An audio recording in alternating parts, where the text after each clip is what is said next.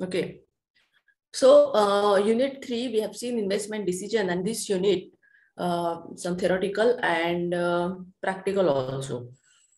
So meaning and process, risks and uncertainty in capital budgeting, capital rationing and project selection, inflation and capital budgeting, and capital budgeting practice in Indian companies. Okay, so this is the unit 3. Okay, and fourth is working capital. So first we have seen unit 3 and then we'll start our fourth unit.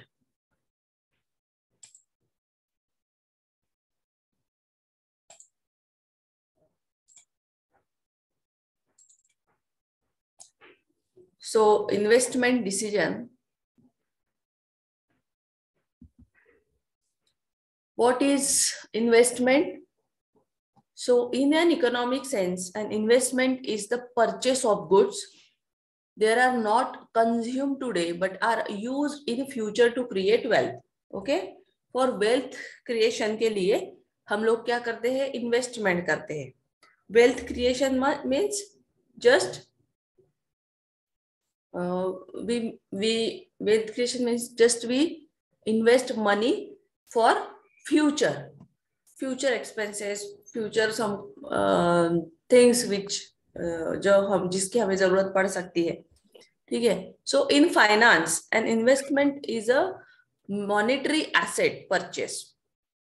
ठीक है, with the ideas that the asset will provide income in the future or will later be sold at a higher price.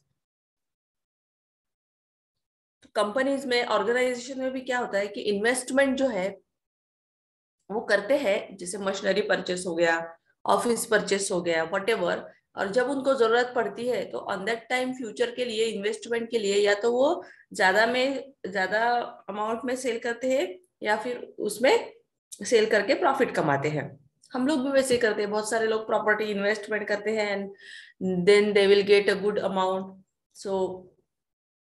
So investment में हम analysis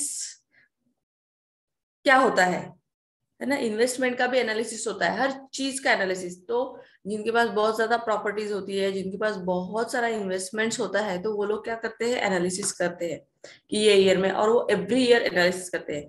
then share market में भी every day लोग purchase करते हैं, cell करते हैं, है ना. तो अगर हम कंपनी की बात ले तो कंपनी का भी इन्वेस्टमेंट जो है वो बहुत डिफरेंट कंपनीज में होता है ना. जैसे इन्वेस्टमेंट के लिए बैंकिंग के कुछ एफडीज वगैरह हो गए, इन्वेस्टमेंट के लिए पॉलिसीज हो गई, इन्वेस्टमेंट के लिए म्यूचुअल फंड्स हो गए, शेयर मार्केट्स हो गए. किसी किसी को मतलब ये रहता है कि एवरी मंथ या एवरी डे में शेयर्स परचेस करना, शेयर सेल करना, उसका एनालिसिस टेबल बनाना कि आज कितने कौन से शेयर्स परचेस किए, कब कितने बेचे, कितना उसको प्रॉफिट हुआ, everything they will maintain in excels और record. Okay, so investment analysis is defined as the process of evaluating an investment for profitability and risk. Ultimately has the purpose of measuring how the given investment is a good fit for a portfolio. Every time अगर आपको investment में, finance investment में अपना career बनाना है, तो आपको सारे investment, जितने भी इन्वेस्टमेंट कंपनीज है, उनका स्टडी करना होगा कि आपका कम्युनिकेशन स्ट्रांग है, आप कन्विंस कर पा रहे हो. कम्युनिकेशन बहुत अच्छा लगता है इन्वेस्टमेंट, अगर आप जॉब करना चाहते हो तो फाइनेंस में. आपके कैलकुलेशंस, आपके फॉर्मूलेज कंफर्म होने चाहिए ताकि फटाफट आप उसको कैलकुलेट करके दे सको। हम लोग देखते हैं ना, जो लोग ब्रोकर बोलो या एजेंट्स बोलो या फिर जिनका खुद का होता है इन्वेस्टमेंट, तो वो काफी अच्छे से क्या करते हैं, एनालिसिस करते हैं और हमें कन्विंस करते हैं। एड हम देखते हैं कितनी अच्छी एड होती है इसे, तो एक्सक्यूज मी, तो एड में भी वो लोग दिखाते हैं, काफी सारे वीडियोस देखते हैं कि वो कैसे हमें एक दो वर्ड में बताते हैं कि इन्वेस्टमेंट करना क्यों जरूरी है। तो इन्वेस्टमेंट का जो चार्ट होता है वो एक्सेल में ही वो लोग फिट करते हैं और फिर एक्सेल में करके उसको एनालिसिस करते हैं कि ये ईयर में हमने कौन से कंपनी के कितने शेयर्स लिए, कहाँ कहाँ इन्वेस्टमेंट किया, उसमें कितना प्रॉफिट हुआ। एंड रिस्क तो होती ही है, अगर नहीं हुआ, लॉस हुआ, तो थोड़ा बहुत रिस्क तो होता ही है। सो investment analysis is defined as the process of evaluating an investment for profitability and risks, ultimately has the purpose of measuring how the given investment it is a good fit for a portfolio। जो भी investment की जाती है वो किस लिए की जाती है, उसका क्या स्ट्रक्चर्स होता है और क्यों हम करते हैं। Okay, next, capital budgeting, what it is. सबको पता है वर्किंग कैपिटल, पढ़ाई है सबने, पढ़ाई कि नहीं पढ़ा है वर्किंग कैपिटल। इसके बाद हमको वर्किंग कैपिटल ही देखना है, therefore okay. So capital budgeting is defined as the a formal process for the acquisition and investment of capital। Okay, process for the acquisition and investment of capital, ऐसा budget है, ऐसा process है capital budgeting का, जिसमें हम acquisition करते हैं और इन्वेस्टमेंट करते हैं। मतलब सेल परचेज भी होता है और इन्वेस्ट भी होता है। तो वो हमारा जो कैपिटल है वो कंपनी का जो है वो डे बाय डे क्या होता है, इंक्रीज होता है। So it from involves firm decisions to invest its current fund for addition, deposition of fixed assets। Fix asset का रिप्लेसमेंट भी होता है, इन्वेस्ट करना, करंट फंड्स को लाना। और फिक्स असेट तो कंपनीज में लगती है, नए नए प्रोजेक्ट होते हैं, तो वो लोग क्या करते हैं, जितने भी प्रोजेक्ट है रिक्वायरमेंट रहा तो उसी तो इन्वेस्टमेंट ही हुआ। मतलब आज अगर लाइफ टाइम तक यूज ही होगी है, सो ये इन्वेस्टमेंट होता है। इससे क्या होता है, आपका capital acquisition and investment of capital increase होता है।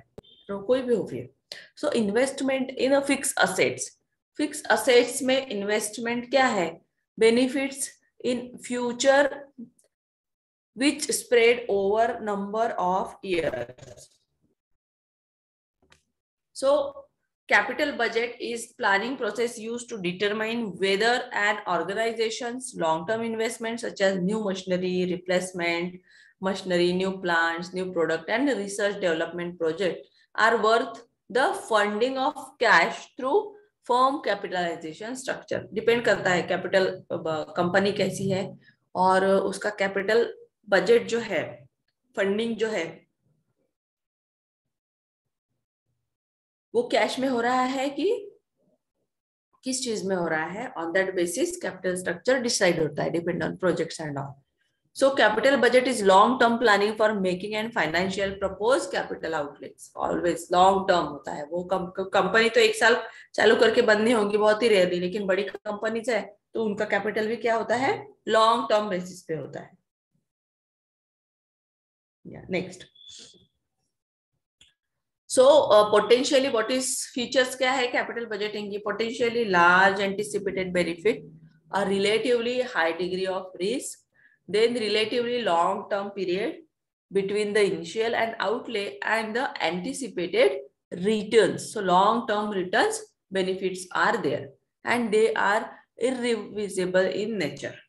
ठीक है, large artificial sorry large anticipated benefits होता है पोटेंशियली, पोटेंशियल्स बहुत होते हैं ना कैपिटल इन्वेस्टमेंट, कैपिटल बजट्स में थोड़ा टाइम लगता है, बट इन्वेस्टमेंट काफी अच्छा होता है, हाई डिग्री ऑफ रिस्क होता है, रिस्क होता है, relatively long period between the initial outlay and long term benefit के लिए ही कैपिटल बजटिंग में इन्वेस्ट किया जाता है, and they are irreversible in nature, है ना।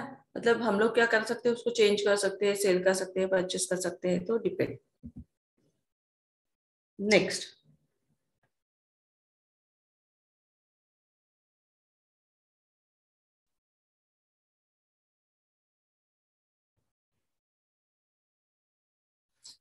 need for capital budgeting.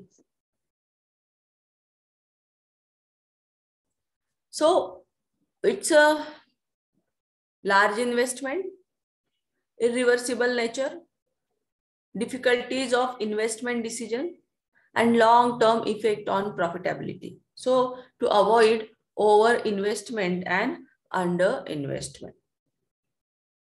Okay. Methods of capital budgeting. What is the exact rational method? It's calculate payback period, accounting rate of return method, and discount cash flow methods, modern methods. Here we calculate net present value, profitability index method, and internal rate of return.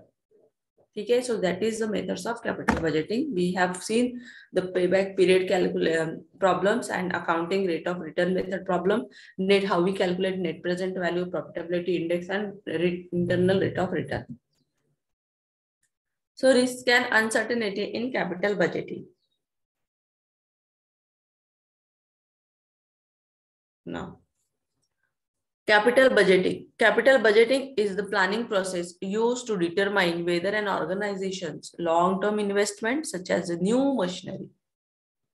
Okay, so replacement machinery, new plants, new products, and research development projects are worth the funding of cash through firm capitalization structure. So risk and uncertainty both refer to situation with more than one outcome. With more than one outcome, बहुत ही uncertainty होती है और उसमें risk लेने से profit ही होता है, but sometimes it's not come. Okay, so risk क्या होती है, रिस्क में कितने टाइप्स है. तो risk refers to the set of unique outcome for given event which can be assigned profitabilities. इतने सारे फॉर्मूलेज हमने देखे, कैलकुलेशंस देखे, है ना. तो ज्यादातर हमें प्रॉफिट ही होता है अगर हमने देखा हो तो. कम रेयर केसेस में ही लॉस. तो रिस्क लेना ही होता है, विदाउट रिस्क हम कोई भी काम नहीं कर सकते, right. So risk exist when the decision maker is in a position to assign profitabilities to various outcomes, profitability distribution to various outcomes, and this happens when he has some historical data on the basis of which they assign profitability to other projects of the same nature. जैसे आप project management सीख रहे हो, उसमें भी देखते हैं कि बहुत सारे डिफरेंट प्रोजेक्ट्स होते हैं, और उस प्रोजेक्ट पे अगर हमें काम करना है तो ऑब्वियसली हमें प्लानिंग, बजटिंग, एवरीथिंग करके ही उसमें प्रॉफिटेबिलिटी को डिस्ट्रीब्यूट करना है और सोचना है कि ज्यादा से ज्यादा प्रॉफिट ही हो, राइट. तो रिस्क लेना है. Uncertainty define. So uncertainty refer to outcome of a given event which are to ensures. Okay, so aside profitabilities, like uncertainty exists when the decision maker has no historical data from which to develop a profitability distribution and must make intelligent guesses in order to develop a subjective profitability distribution. Subjective means depend on your investment, depend on your project. Okay, जैसे बहुत सारे department होते हैं तो उस department को वो काम हैंड ओवर किया जाता है. वैसे कैपिटल बजटिंग में भी बहुत थोड़ा रिस्क होता है, अनसर्टेनिटी होती है, but if we take a risk then the problem will solve. Now risk and reward. So greater the risks, greater the return. जितनी ज्यादा रिस्क होगी उतना ज्यादा रिटर्न होगा, है ना। पेंडेमिक में बहुत सारे लोगों ने टर्म प्लान, इंश्योरेंस प्लान लिए थे, उन्होंने बहुत 1-1 करोड़ के लिए थे, रिस्क तो ज्यादा थी, बट जब तब रियलाइज कब हुआ, जब उनकी फैमिली को उनके जाने के बाद प्रॉफिट हुआ, उनके जाने के बाद वो काम आया, तो उन्होंने रिस्क ली थी, इसीलिए वो और उनकी फैमिली आज क्या है, सही है, बच्चे एजुकेट हो रहे हैं and all. So risk and reward, अगर आप रिस्क लेंगे तो ही आपको रिवार्ड मिलेगा, उसके रिटर्न्स अच्छे आएंगे। ठीक है, am I audible to all of you? Yes or no? Hello? Yes, ma'am. Okay. So greater and reward return, greater the risk, greater the return. A risk without return is a suicide. है ना? अगर आप risk नहीं लेंगे तो it's like that suicide. So risk can be minimized but cannot be eliminated. आप बड़ी कर सकते हैं बट उसे आप इग्नोर नहीं कर सकते, उसे आप निकाल नहीं सकते, है ना। जैसे अभी आप पढ़ रहे हैं तो आपको अगर एक हाथ सब्जेक्ट नहीं जम रहा है तो उसको पढ़ना ही पड़ेगा, रिस्क लेनी पड़ेगी ना, है ना। तभी जाके आप पास तो हो ही जाओगे, आप सोचते हो पास तो आप हो ही जाओगे। तो इसी प्रकार ऑर्गेनाइजेशंस में तो उनको भी बहुत बड़ी बड़ी रिस्क लेने के लिए सोचना ही पड़ता है। ठीक है, so risk can be manage to keep at it lower side, है ना। जो रिस्क होती है वो बहुत बड़े नजरिए से नहीं देखा जाता, उसको स्मॉल नजरिए से देखा जाता है, ताकि ज्यादा से ज्यादा रिटर्न कंपनी को हो सके या उसमें प्रॉफिट हो सके। This is the risk of market में रिस्क होता है, कहाँ का रिस्क है, क्रेडिट रिस्क, मतलब मार्केट और क्रेडिट रिस्क को क्या बोलते हैं, फाइनेंस। यहाँ पे क्या लगता है, फाइनेंस लगता है, फाइनेंशियल रिस्क होती है। देन लिक्विडिटी रिस्क शेयर्स में, ऑपरेशनल रिस्क होती है, रिस्क में लीगल एंड रेगुलेशंस रिस्क होती है, बहुत सारे क्लॉज पॉलिसीज बनानी होती है कि something is happened so what we do and what the claims paid by next another parties which one is lot ever lot of. Then business risk होती है, स्ट्रेटेजिक रिस्क होती है, रेपुटेशन रिस्क होती है। तो रिस्क की ये topologies है, बहुत सारे टाइप्स है। सब डिवीजन ऑफ रिस्क अगर हम देखेंगे तो यहाँ पे फाइनेंशियल रिस्क के सब डिवीजन है, क्रेडिट रिस्क, मार्केट रिस्क, वही जो चार्ट हमने बनाया है उसको हमने कॉलम में डिवाइड किया है, दिस चार्ट। ठीक है, इक्विडिटी में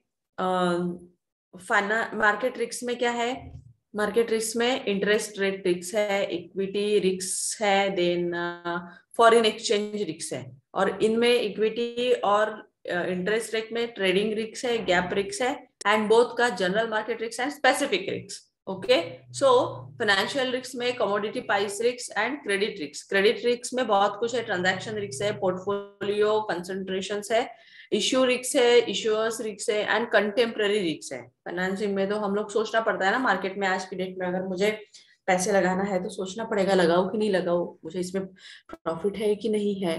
ठीक है, तो ये सब। Next, capital rationing.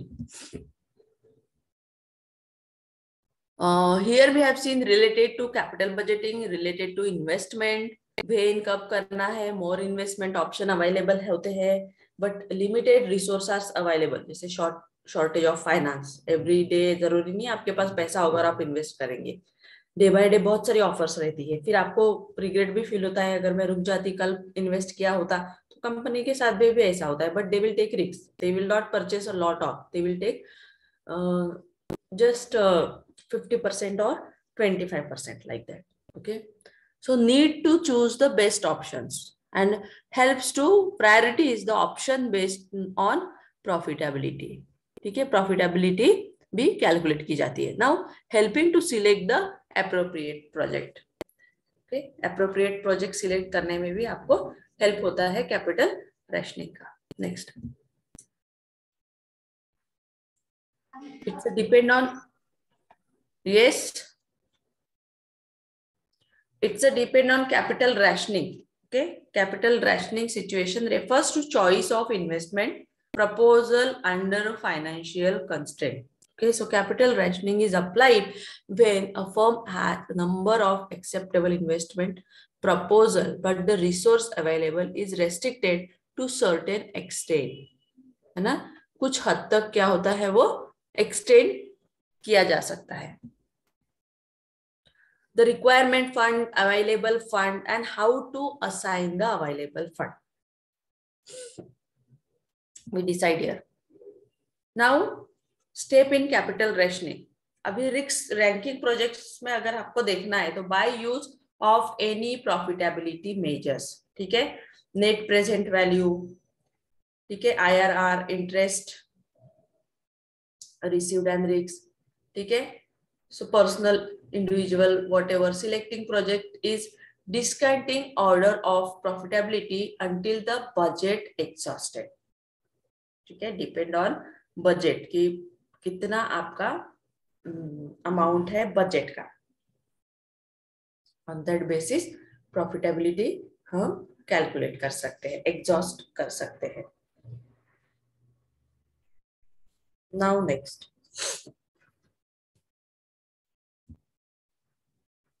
factors leading to capital rationing.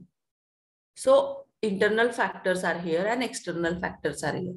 So internal factors were restrictions by management, top management philosophy towards capital sending, fear about current commitments, fund for current operations, and feasibility of acquire new funds. So in internal मतलब management जब decide करता है तो इन सारी चीजों को ध्यान में रखते हुए कैपिटल बजटिंग पे वर्क होता है. मतलब फैक्टर्स डिसाइड किए जाते हैं, जैसे रिस्ट्रिक्शंस बाय मैनेजमेंट की रिस्ट्रिक्शंस होती है, ये नहीं खरीदना है, वो नहीं खरीदना है, कुछ परसेंट लेना है. Top management philosophy towards capital spending. Yes, top management have decide, top management have right to do what exactly. Then fear about current commitments. Sometimes we committed ki yes, we'll do it, or this one is completed on time, but we are not doing this, so that commitment will fail. Okay, so therefore it's a fear ki what they react, what management react, because some time bounding, time management is important. Okay, so fund from current operations, cash flow, fund flow we have seen. So currently हमारे पास कितना fund आ रहा है current operation से day by day के basis पे ये decide होता है. And feasibility of acquiring new fund, और हम लोग फ्री फंड कैसे क्रिएट कर सकते हैं, नया फंड हम कहाँ से ला सकते हैं. जैसे डेली बेसिस पे कंपनी के पास 1 करोड़ का कैश आ रहा होगा तो कंपनी शांत तो नहीं बैठेगी, वो तो चाहेगी कि मुझे ज्यादा से ज्यादा प्रॉफिट हो. सो दे विल थिंक कि other sources, how to earn other sources of product और whatever.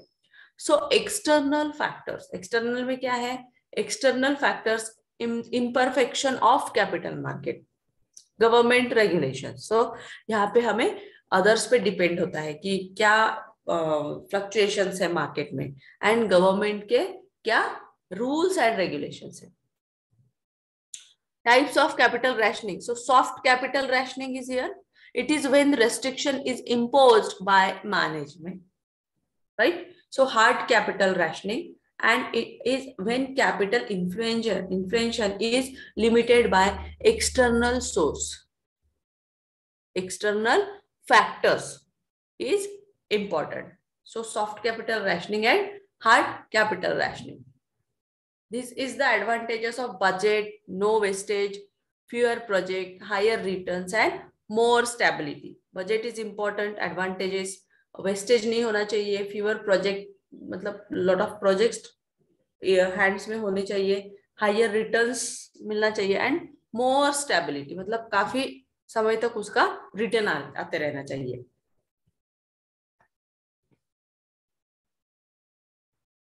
Then it introduce a sense of strict budgeting of corporate resources, है ना.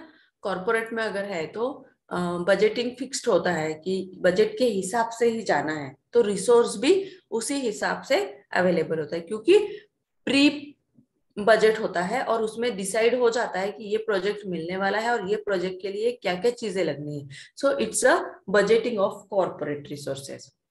No wastage. It prevents a wastage of resources by not investing in each and every new project available for investment. Okay, so investment जो है, जितना भी resource है, investing है, so each and ever new project available for investment. मतलब बहुत सारे projects होते हैं जो इन्वेस्टमेंट के लिए रेडी होते हैं. रिसोर्सेज पे हम इन्वेस्ट करके रिसोर्सेज अवेलेबल कर सकते हैं वो प्रोजेक्ट को कंप्लीट करने के लिए. Fewer projects, so it ensures that less number of projects are selected by imposing capital restrictions. ठीक है, so here capital restrictions and उसे impose करने के लिए या फिर n number of project select करके उसे ensure किया जाता है. Higher returns, so invest only in project when the expected return is high. So thus eliminating project with lower return in capital. बहुत बार होता है ऐसा कि हायर रिटर्न के चक्कर में हम एक्सपेक्ट ज्यादा कर बैठते हैं लेकिन उसमें हमें सबसे कम प्रॉफिट होता है.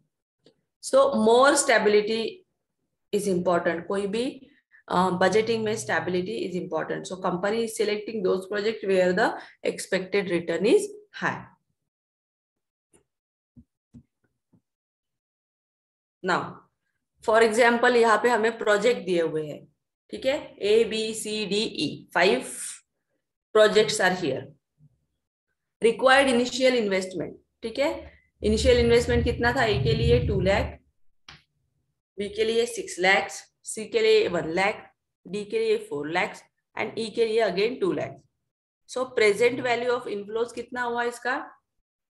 ए का 2,20,000, बी का 7 लाख, सी का 92,000, डी का 4,90,000 एंड ई का 2,10,000. Okay, so the required initial investment and present value of inflows in respect of 5 projects. Okay, so here A, B, C D and E. So is given above. The total funds available is rupees 13 lakhs. कितना दिया है? अगर आप total करेंगे A, B, C, D का, तो total funds available in 13 lakhs required initial investment. ठीक है, and determine the optimal combination of project under profitability index. Profitability index को कैलकुलेट किया जाता है. Use some kind of formulas. Here also some kind of projects required initial investment, present value of inflow, profitability index, ranking and appropriationing available capital.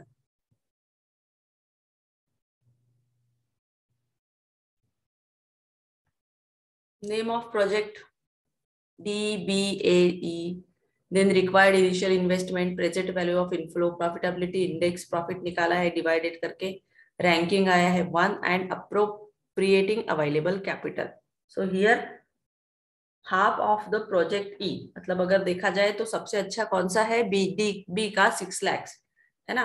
बाकी जो last में दिया है E का, so half of the project E, मतलब बहुत ही कम है ना. So rationing, the rate of company as fast growing plastic company with a cost of capital 10%. ठीक है, एक कंपनी का प्रोजेक्ट है and it confronted with 6 project competing for its fixed budget of 2,50,000. ठीक है, 6 प्रोजेक्ट है जिसको उन्हें बजट के हिसाब से कंप्लीट करना है और बजट की वैल्यू क्या है? 2,50,000.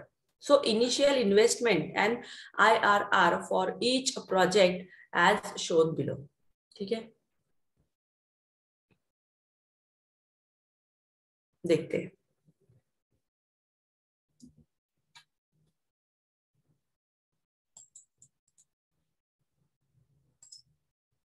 तो प्रोजेक्ट दिए है 5 project A, B, C, D, E, F.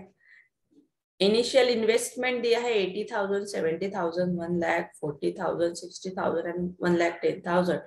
And interest rate दिया है उसका 12%, 20%, 16%, 8%, 15% एंड 11%. हम इजीली कैलकुलेट कर सकते हैं इसका. ठीक है, now inflation and capital budgeting. So inflation is the increase in the general level of price for all goods and services and economy. ये तो हमने कोविड में ही देखा है कि क्या इन्फ्लेशन था, बजट क्या था और कितना उसका इफेक्ट सबकी लाइफ में हुआ है. Even companies and big organizations also face all those pandemic things. So inflation, basically in market inflation, in capital budgeting, so price जो होती है जनरल लेवल पे बस सेम ही थी, बट बहुत कंपनीज का अगर आप देखेंगे, कैलकुलेट करेंगे, फाइंड आउट करेंगे तो पता चलेगा कि बहुत अच्छी कंपनीज भी मार्केट में बंद हो जाती है और किसी का मतलब आगे ही नहीं बढ़ रहा है, उतने ही पे ही साल से 2 साल से उसका प्राइस वही है. तो ये भी हमें मार्केट में देखने को मिलता है economy. So nominal versus real. Nominal values are the actual amount of money making up cash flows. हमने कैश फ्लो देखे हैं कि नॉमिनल वैल्यूज के बेस पे हम क्या करते हैं, फ्यूचर का कैश फ्लोज डिसाइड करते हैं. जैसे मुझे पता है कि ये ईयर में मुझे एवरी डे के हिसाब से, अगर मैं डे का कैश फ्लो डिसाइड करूं तो डे के हिसाब से मेरे पास 25 लाख कैश एवरी डे आती है. तो डेफिनेटली मैं सोचूंगी कि नेक्स्ट ईयर में मुझे 50 लाख एवरीडे चाहिए एनी हाउ, है ना. सो उसके लिए मुझे प्लानिंग करना होगा, मुझे बहुत कुछ प्रोडक्ट क्रिएट करने होंगे, बहुत सारी स्ट्रैटेजीज बनानी होगी कि कैसे मुझे 50 लाख पर डे मिलेगा, है ना. So real values reflects the purchasing power of cash flows, है ना. जो रियल वैल्यूज होती है, exact figure, exact amount, it's reflect the purchasing power of the cash flow. इसका कैश फ्लो पे हमने जो बजटेड बनाया हुआ है उस पे इम्पैक्ट आ सकता है. So real value are found by adjusting the nominal value for the rate of inflation. जो भी हमारा रेट ऑफ इन्फ्लेशन है उसके साथ हमें चेक करना है. Inflation affects two aspects of capital budgeting: projected cash flow and discount rate of cash flow. So if projected cash flow are in real terms, so without inflation considered, the discount rate used should be a real rate. Real rate में क्या उसका discount rate होता है और क्या किया जा सकता है, डिपेंड ऑन प्रोजेक्ट के हिसाब से उसमें हमें ऐड करना होता है. कुछ चीजें उसमें डिवाइड करनी होती है क्योंकि फिक्स रेट होता है ना. So if a projected cash flow are in nominal terms, so with inflation considered the discount rate use should be a nominal rate. ठीक है, एक नॉमिनल रेट के हिसाब से डिसाइड किया जाता है. प्रोजेक्टेड, जैसे अभी यहाँ पे हमें अभी देखा था कि 2.5 लाख में उनको 6 प्रोजेक्ट कंप्लीट करने हैं, मतलब फिक्स है ना, 1 रुपया भी ज्यादा नहीं लगना है. तो उस पे भी हमें इन्फ्लेशन कैलकुलेट करना होता है. जैसे कि अभी 1 साल का है वो 2.5 लाख का प्रोजेक्ट और आपने देखा कि जनवरी फरवरी तो ठीक था, लेकिन मार्च में जो प्रोडक्ट आपको लेना था जिसकी प्राइस आपने फिक्स करी थी 10,000, लेकिन वो मार्च अप्रैल में उसका प्राइस हो गया 15,000. तो उसके लिए आपको क्या करना होगा, सोचना पड़ेगा. इन्फ्लेशन आ गया ना मार्केट में, क्योंकि स्टील का रेट हो गया, ये सब डिपेंड करता है, रोज इसके रेट चेंज होते हैं कुछ पार्ट्स के. तो उसके लिए फिर आपको अप्रूवल लेना पड़ेगा, उसके लिए डिसाइड करना पड़ेगा इन्वेस्ट करना है कि नहीं. या फिर जब आप प्रोजेक्ट बनाते हो तो उसी टाइम डिसाइड करना होगा कि अगर मार्केट में इन्फ्लेशन आया, ये मशीनरी का प्राइस अगर बढ़ गया, क्योंकि वो पहले से ही पता चल जाता है फ्यूचर प्लानिंग के हिसाब से कि, तो उस हिसाब से अगर आप प्रिपेयर करते हैं तो मतलब 10 की जगह 15 अगर पहले से ही लिख के रखते हैं तो आपको ये नहीं होगा. जो भी डिस्काउंटेड रेट है उसमें क्या हो जाता है, एडजस्ट हो जाता है. So risks and capital budgeting is pertains to the possibility of projected cash flow. ठीक है, जो हमें एस्टिमेटेड वैल्यू कैलकुलेट करके निकालना है. Methods of accounting for risks in capital budgeting are: so adjusting the discount rate to reflect a risk premium. ठीक है, जो रिस्क होती है उस पे रिफ्लेक्ट होता है डिस्काउंटिंग रेट जो हमने रिक्स ली है ना। रिक्स मतलब कि 2-2.5 में हमने या 2,50,000 में हमने डिसाइड किया है कि प्रोजेक्ट कंप्लीट होगा, बट रिक्स लेते वक्त आपने उसमें एक क्या बोल सकते हैं, उसमें रिक्स लिया कि चलो ये कंप्लीट हो जाएगा, नो प्रॉफिट नो लॉस वाला रिक्स, ये भी हो सकता है। Converting the payment series to certainty equivalence, है ना, पेमेंट की जो सीरीज है, जैसे सप्लायर्स को देना है या किसी को भी देना है, उसमें भी रिस्क फैक्टर होता है। प्रॉफिटेबिलिटी एनालिसिस, ओवरऑल प्रोजेक्ट का हम प्रॉफिटेबिलिटी एनालिसिस कर सकते हैं कि मंथ वाइज कर सकते हैं, वीक वाइज कर सकते हैं, सो depend on. Now next,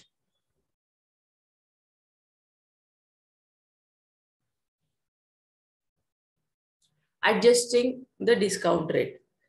Discount rate components includes like time preference, inflation expectation and risk premium. ठीक है, तो टाइम कंज्यूमिंग होना चाहिए कोई भी प्रोजेक्ट के लिए।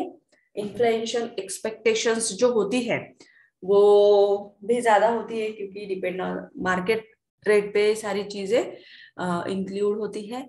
एंड रिस्क प्रीमियम, रिस्क भी इंपॉर्टेंट है। Risk premium is the cost of risk bearing. So increasing the discount rate adds a cost for taking risks by requiring a higher rate of return for risk bearing. आपको risk bear करना आना चाहिए, risk लेना आना चाहिए। Now this is dealing with inflation. How we deal the inflation? Interest rate and inflation. क्या है? The general formula complements of Irving Fisher का फॉर्मूला है ये कि 1+R नॉर्मल होना चाहिए, 1+ real and 1+ inflation. So rearranging अगर हम उसे करते हैं, so example nominal interest rate 10% है, इन्फ्लेशन रेट 6% है, और रियल जो रेट है उसका ये कैलकुलेशंस है। तो सारे कैलकुलेशंस जैसे आप पॉलिसीज या कोई भी इन्वेस्टमेंट करते हैं तो हर एक का कैलकुलेशन डिफरेंट डिफरेंट होता है ना। सो डीलिंग विद इन्फ्लेशन, इन्फ्लेशन के साथ ऐसे डील किया जाता है। Inflation and capital budgeting examples, देखिए अभी यहाँ पे प्रॉब्लम्स है कि Ralph firm is considering investing 3 lakh in a windage producing machinery with a useful life of 5 years. So machine would be depreciated on a straight line basis and would have zero salvage.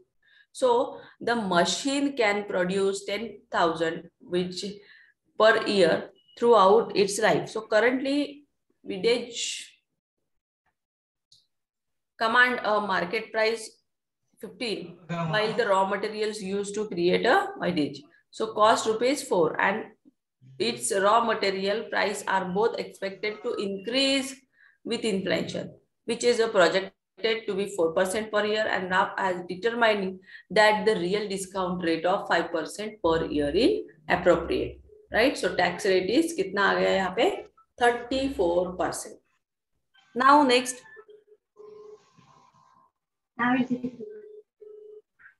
Yes, anyone?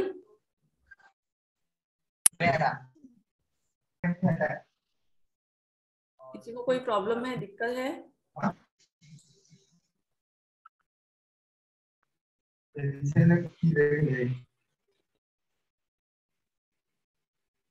Yes.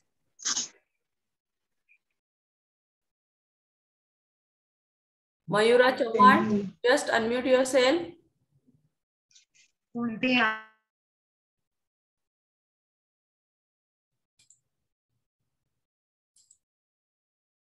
Mayura. So inflation rate is given in this problem 0.04%. Discount rate 0.092%. Year दिया है 0 to 5. Investment दिया है 3,50,000 पर which price दी है 15 rupees. Revenues दिए है, cash flow 5 years के, input price 4 के हिसाब से कैलकुलेट की है, expenses, depreciation, tax, net cash flow and present value.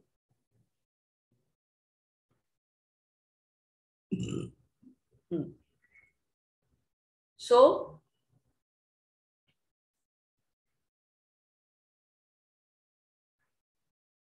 इसमें 4% ऐड करिए, है ना, 15 × 4% ये इन्फ्लेशन रेट, तो ये ऑटोमेटिकली क्या होगा, इंक्रीज इंक्रीज होगा। आप कैलकुलेट करिएगा इसको। देन रेवेन्यू ऑलरेडी गिवन है, इनपुट प्राइस दिया हुआ है 4, एक्सपेंसेस दिए हैं, डेप्रिसिएशंस दिए हैं, टैक्सेस दिए हैं, नेट कैश फ्लो निकाला है और उसका नेट प्रेजेंट वैल्यू क्या है, क्या किया है यहाँ पे कैलकुलेट किया है। ठीक है, करके देखेंगे तो आपको इसका नेट प्रेजेंट वैल्यू मिलेगा। ये हमने कैश फ्लो फंड फ्लो बनाया है, उसी के बेस पे है, सिर्फ वर्ड चेंज हुआ है, net present value. Next,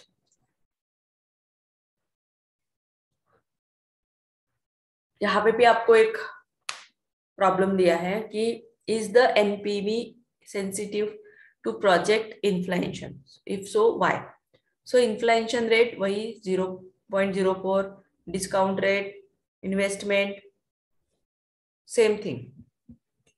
Now sensitivity analysis scenario risks. Net present value analysis require many assumptions. So projections leading to the one number, then net present value. What if some projections are off? Depend, decide करता है कि exactly क्या है और क्या करना है, right? Sensitivity analysis forced to consider how net present value is affected by our forecast of key variables. Key variables, जो भी मटेरियल आपके पास है या जो भी रिसोर्सेस आपके पास है, उन दैट बेसिस पे कंसीडर करके उसे कैलकुलेट करना है। Examines variables one at a time. At a time आपको एक ही चीज को एग्जामिन करना है, एक ही चीज के बारे में सोच के उसका एनपीवी निकालना है। Examines variable one at a time, then scenario analysis account for the fact that certain variables are inter related. बहुत सारी चीजें क्या होती है प्रोजेक्ट में, एक में से इंटर रिलेटेड होती है, उसको मतलब हम लोग चला सकते हैं या फिर कुछ भी हो तो हम उसमें कर सकते हैं। So in a recession, selling price and units sold may be lower than expected at the same time cost are high. So recession में selling price जो होती है, so lower than expected at the same time cost are high. सभी जगह पे आपका cost जो है वो high नहीं रहेगा, recession की वजह से selling price down हो सकती है ना, यूनिट जो है वो सोल्ड नहीं होंगे, तो ऑटोमेटिकली आपका जो प्रॉफिट रहेगा या जो भी आपने सोचा है वो कम ही होगा। This is the formula how to calculate sensitivity analysis. So what if the discount rate is not 10%, 10% का अगर नहीं, so net present value is, if R is 5%, if R is 10%, it is a 15%, and it is a 20%, right? So NPV, net present value, we calculate on that basis. Okay, 1,10,09,758, 5 crore 15 lakh something, 5,47,000 and 31,34,000. So 31,34,000, it's a really lowest rate. Okay, highest is 11, then 5 lakh, and then 5,47,000. Got it? So on that basis here they calculate the sensitivity of NPV with discount rate, है ना, जैसे 10%, 20%, 30% and discount rate automatically calculated. मतलब अगर आप यहाँ पे देखेंगे तो सबसे ज्यादा जो है हाई 10% तक गया है और यहाँ पे कितने तक आया था वो 20%। सो डिपेंड कौन सा ईयर है, कौन सा डेट है, उसके हिसाब से वो लाइन चार्ट बनाते हैं। नेक्स्ट, सेम दिया है सेंसिटिविटी है, इंडस्ट्रीज का प्रोजेक्ट है, 10% पर ईयर के हिसाब से प्रॉफिट दिया है, ठीक है। एमनेट प्रेजेंट वैल्यू दी है, so you calculate on that basis. यहाँ पे अगर आप देखेंगे थर्ड वाला तो क्या है, मार्जिनल है, मतलब 6,65,753 है ना। एंड कॉस्ट इन्फ्लेशन जो था लास्ट में 9 दिया है यहाँ पे, ठीक है। सो 4,89,749 ये इसका क्या है, कैलकुलेशंस है, मतलब नहीं के बराबर है, बहुत ही कम है। सो यहाँ पे भी देखिए 20% ही कम आया है, सबसे डाउन, हाई में यहाँ तक गया है 40 तक as per their rules and PV in calculations. Next यहाँ पे भी वही है, सेम। सो आपको कैलकुलेट करना है, निकालना है, बहुत ही इजी है। मैं आज ये सारी पीपीटीज आपको शेयर करूंगी, दोपहर तक आपको पीपीटीज मिल जाएंगी यूनिट 1, 2, 3 की, ठीक है। So the story of BK Industries, ये बीके इंडस्ट्रीज का केस है एक। So BK Industry has been producing publishing equipment for some time now, and the CEO believes that he has stumbled upon a very valuable product innovation and embeds new features in text. So dealing editing system, BK's cost advantage and vast skill in marketing means it would be difficult for competitors. Of course, market में आपको उतरना है तो compete तो करना है. So last year BK Industries spent 6 million on R&D, research and development में. So a test marketing of the test this like that text editing system. So now BK must evaluate the project.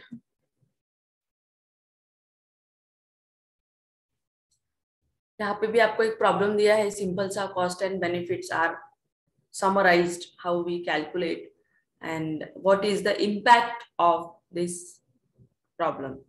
Okay, so take the screenshot of this case study, BK Industries.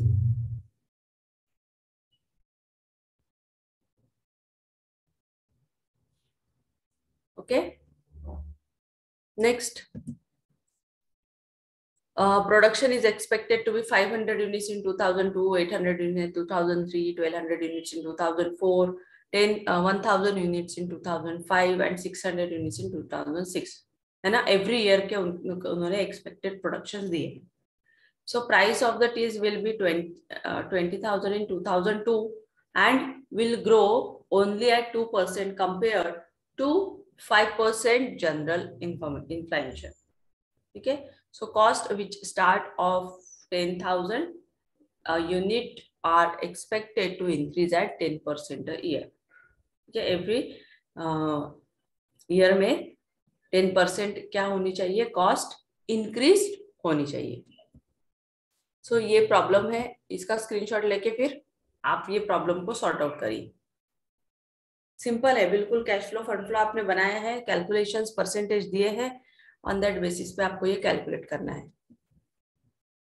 ठीक है। तो guys आज के लिए हम इतना ही करते हैं। नेक्स्ट टाइम जब हमारा लेक्चर होगा तो हम ये प्रॉब्लम भी सॉल्व करेंगे और आगे का पोर्शन जो है वो कंप्लीट करेंगे। Okay, fine. Yes, ma'am. Okay, thank you. Have a good Thank day. you, ma'am.